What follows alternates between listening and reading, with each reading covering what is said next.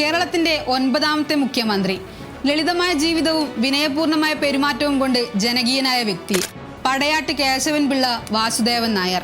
ആദർശാധിഷ്ഠിതമായ രാഷ്ട്രീയത്തിലൂടെ ലളിതമായ ജീവിതം നയിച്ച കമ്മ്യൂണിസ്റ്റുകാരൻ. 1926 കോട്ടയം കിടങ്ങൂരിൽ ജനിച്ചു. കേരളത്തിലെ ഇന്നത്തെ ഇടതുപക്ഷ മുന്നണിയുടെ രൂപീകരണത്തിന് ത്യാഗപരമായ പിന്തുണ നൽകിയ കരുത്തുറ്റ നേതാവ്. K Karunakaran, A K. ആന്റണി സർക്കാരുകളിൽ വ്യവസായ മന്ത്രിയായി.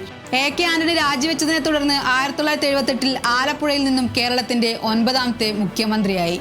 ഇടതുപക്ഷ ജനാധിപത്യ മുന്നണിയുടെ രൂപീകരണത്തിന് വേണ്ടി 1979 ഒക്ടോബറിൽ അദ്ദേഹം മുഖ്യമന്ത്രി സ്ഥാനം സ്വമേധയാ രാജിവെച്ചു. ചെറിയ കാലയളവ് മാത്രമേ മുഖ്യമന്ത്രിയായി പ്രവർത്തിച്ചെങ്കിലും ആ കാലം കൊണ്ട് തന്നെ PKV ഏറെ ജനകീയനായി.